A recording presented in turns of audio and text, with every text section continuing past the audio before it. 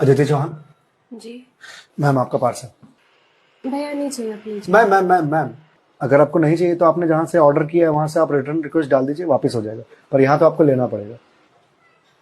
ठीक है दीजिए। मैम हाँ एक गिलास पानी मिलेगा? भैया आप कहीं और पी लो पानी please. Ma'am ma'am ma'am ma'am बहुत जोरों की प्यास लगी है। ठीक है लाती हूँ।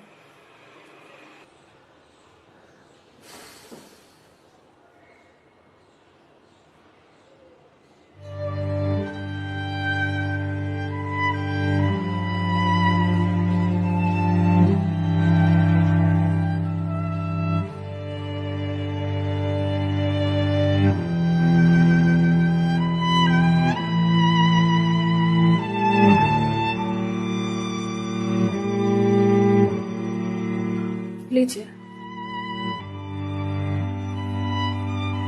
लीजिए भैया, देख क्या रहे हैं?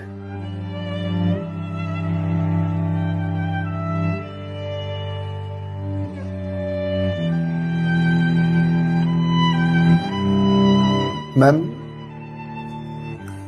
आपको कोई दिक्कत है? मतलब आप किसी परेशानी में हैं? भैया पानी पीकर ग्लास दीजिए आप। मैम छोटा मुंह बड़ी बात कह रहा हूँ, पर अगर आप किसी परेशानी में हैं तो आप मुझे बता सकती हैं। भैया आप पानी पीजिए, ज्यादा समाज से भी मत बनिए। मैम दुख बांटने से कम होता है। अच्छा, और आपको किसने कहा कि मैं दुखी हूँ?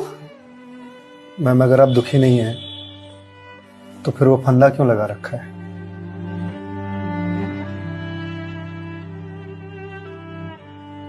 मैम मैंने सुना है खुशियां बांटने से बढ़ती हैं और दुख बांटने से कम होता है।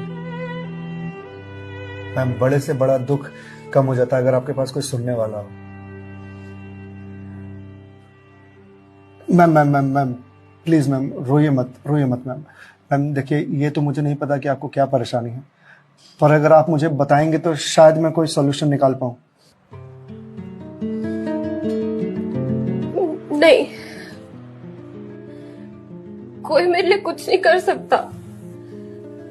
मेरे पास अब मरने के अलावा कोई ऑप्शन नहीं है। मैम ऑप्शन तो ढूंढने से मिलता है ना। आप एक बार मुझे बताइए ना, शायद मैं कोई जीने का ऑप्शन ढूंढ पाऊं आपके लिए। क्यों बताऊं तुम्हें? क्या कर लोगे तुम? मैंने बोला ना, मेरी हेल्प कोई नहीं कर सकता है। मैम आप अगर मुझे नहीं बताएंगे तो मैं वैसे भी कुछ नहीं कर पाऊंगा, पर अगर आप मुझे बताएंगे तो शायद मैं कोई हल निकाल पाऊं। और अगर कोई हल नहीं निकला तो आप तो वैसे भी सुसाइड करने जा रही थी, तो जाने से पहले अपना दुख मुझे बताते जाइए प्लीज।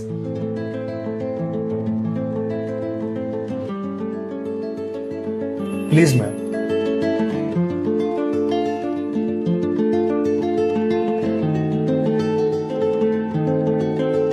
मैं ईएमआईस के चक्कर में फंस चुकी हूँ। मतलब मैं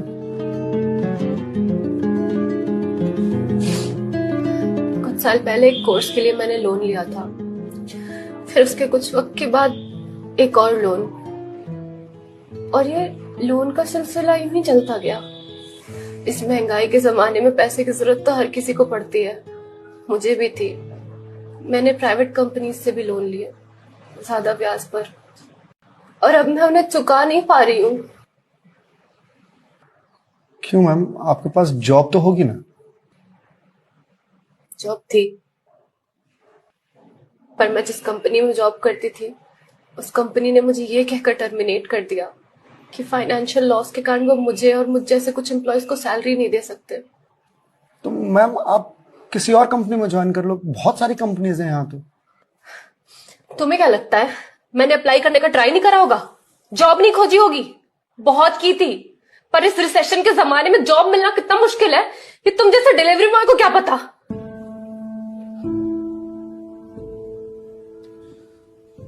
आई एम सॉरी मैम, शायद आप सही कह रही हैं, मुझे इस बारे में कोई जानकारी नहीं। जॉब जाने के बाद मेरे से चीजें हैंडल नहीं हो रही हैं। बैंक से रोज कॉल्स आते ईएमआईज भरने के लिए, और प्राइवेट कंपनी वाले फोन कर करके धमकियां दे रहे हैं। मैं इस लोन के जंजाल में फंसती चली जा रही हूँ, और अब मेरे पास सुसाइड के अलावा कोई और ऑप्शन नहीं है। मैम, ऑप्शन क्यों नहीं है? आप ये बात अपने घर में बता सकती हैं, अपने पापा को बता सकती हैं। नहीं, मैं ये बात अपने पापा को नहीं बता सकती। क्यों मैम? मेरे पापा रिटायर हो चुके हैं, उनके ऊपर पहले से घर की बहुत रिस्पॉन्सिबिलिटीज है। वो मेरी शादी के लिए पैसे भी जोड़ रहे हैं। मैं उनसे किस मुंह से पैसे मांगू? मुझे पढ़ाने के लिए, बाहर भेजने के लिए उन्होंने ना जाने रिश्तेदारों से कितने ताने सुने होंगे, और अब जब मैं उन्हें ये जाकर बोलूंगी तो लोग क्या कहेंगे? मैम, पैसे आपको अपने पापा से मांगने हैं या लोगों से? पापा से लेने हैं। तो फिर हम लोगों का क्या है? लोगों का तो काम है कहना, वो तो कहते रहेंगे। पर मैं किस मुंह से जाके अपने पापा को ये बोलूं? किस मुंह से मांगू पैसे उनसे? जिस उम्र में मुझे उनका बोझ उतारना चाहिए, सहारा बनना चाहिए, उस उम्र में मैं उन पे ही बोझ बनूं?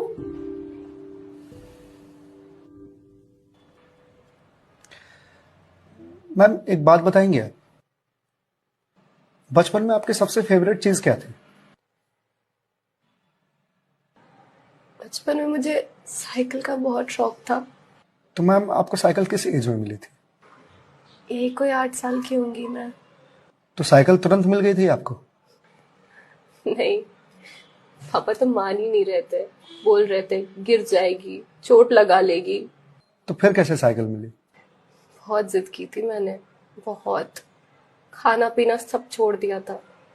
तो मैम, साइकिल के लिए जो जिद किया आपने, तो शर्म आई होगी आपको? तो मुझे मुझे क्यों शर्म आएगी?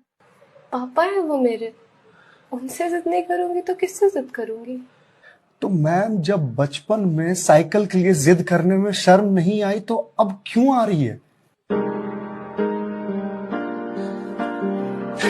मैम, अभी आपने कहा कि आपके पापा आपकी शादी के लिए पैसे जोड़ रहे हैं, पर आप तो यहां सुसाइड कर रही हो। तो वो उन पैसों का क्या करेंगे? या उन्हें यह जानकर बहुत खुशी होगी कि उनकी बेटी ने शादी का बोझ हल्का कर दिया उनके सिर पर से।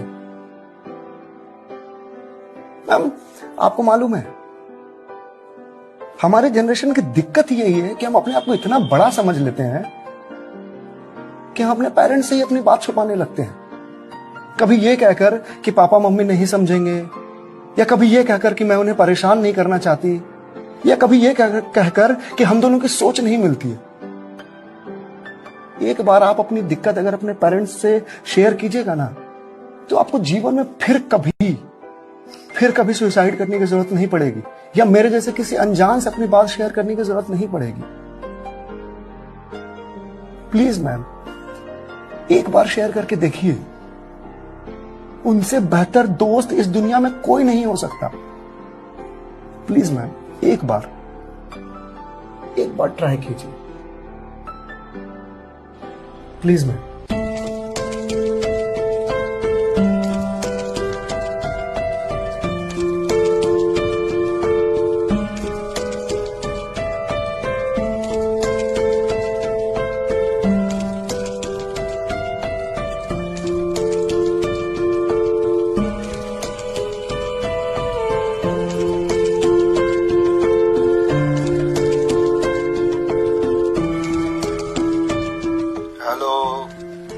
हेलो पापा।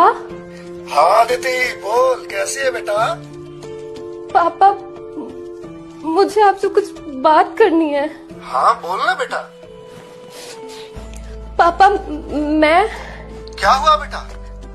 पापा, मैं बहुत परेशान हूँ। हाँ तो मुझे बता ना, किस लिए परेशान है? अदिति बेटा, रो क्यों रही है? बता ना, क्या बात है? पापा, वो मैंने बैंक से लोन ले रखा था ना,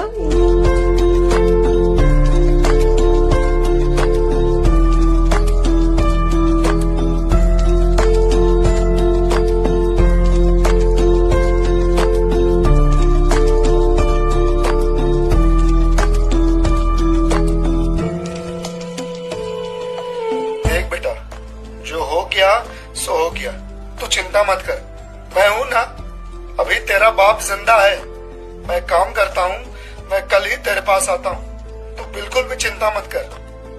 हाँ पापा, आप प्लीज आ जाइए। देखा मैं, आपके पापा आपके एक फोन पर यहां आने को तैयार हो गए और आप इतने दिनों से अकेले सफर कर रहे थे। मैम, मम्मी पापा से बढ़िया दोस्त कोई हो ही नहीं सकता। आप एक बार उन्हें दोस्त बना करके तो देखिए। आप सही कह रहे हैं भैया, मम्मी पापा से अच्छा दोस्त कोई नहीं हो सकता है। Thank you. It's okay ma'am, ये लीजिए क्लास। वंस अगेन भैया, thank you so much. It's okay ma'am, bye. Ma'am ji, मेरे पास आपके लिए कुछ है, यही रुकिएगा, मैं थोड़ी देर में आता हूं।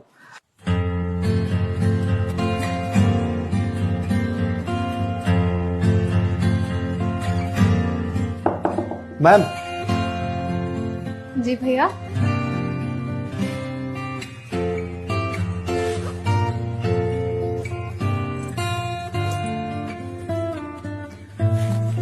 मैम, ये आपके लिए। भगवत गीता? जी मैम। मैम, 2020 का साल मेरे लिए बहुत बुरा था। कोरोना में मेरी जॉब चली गई।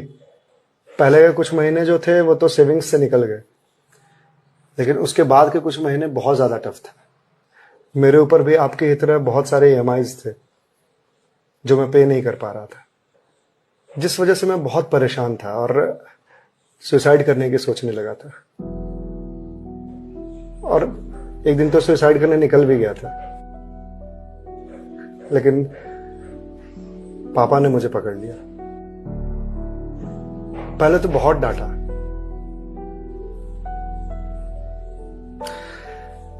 फिर उसके बाद सीने से लगा करके कहा कि तू चिंता क्यों करता है, मैं हूं ना। उन्होंने ही मेरे सारे बिल्स पे किए और उसके बाद ये भगवत गीता दिया मुझे और बोला, बेटा जीवन में जब भी कोई परेशानी आए, किसी चीज का हल ना मिले तो ये पढ़ लेना। इसमें जीवन की सारी परेशानियों का हल तुझे मिल जाएगा। और मैम, वो दिन है और आज का दिन है। आज जिस कंपनी से मैं आपको डिलीवरी करने के लिए आया हूं वो मेरी ही कंपनी है। आपकी अपनी कंपनी है? जी मैम। कोरोना के बाद मैंने अपना स्टार्टअप शुरू कर दिया था जॉब जाने के बाद, क्योंकि जॉब मिल ही नहीं रही थी। तो अगर आपकी कंपनी है तो फिर ये डिलीवरीज आप क्यों कर रहे हैं? मैम, मुझे अच्छा लगता है अपना काम खुद करना, और शुरुआत तो मैंने अकेले से ही किया था ना। आज भी जब मन करता है तो निकल जाता हूँ डिलीवरी करने के लिए। और देखिए, आज तो निकलना मेरा सफल रहा, आपसे मुलाकात हो गई। और जो सीख मुझे भगवत गीता से मिली वो मुझे आपको देने का मौका मिला। मैम, वैसे तो बहुत सारी बातें हैं इसमें सीखने की, पर जो सबसे अच्छी बात मुझे लगती है वो ये कि जो समय है ना, ये कभी एक सा नहीं रहता। आज बुरा समय है तो कल अच्छा समय जरूर आएगा। आज अंधकार है तो कल सवेरा जरूर आएगा। इसलिए कभी भी अच्छे समय में इतराना नहीं चाहिए और बुरे समय में विचलित नहीं होना चाहिए। समय है, कट जाएगा। मैम, इस एक थॉट ने मेरी पूरी जिंदगी बदल दी।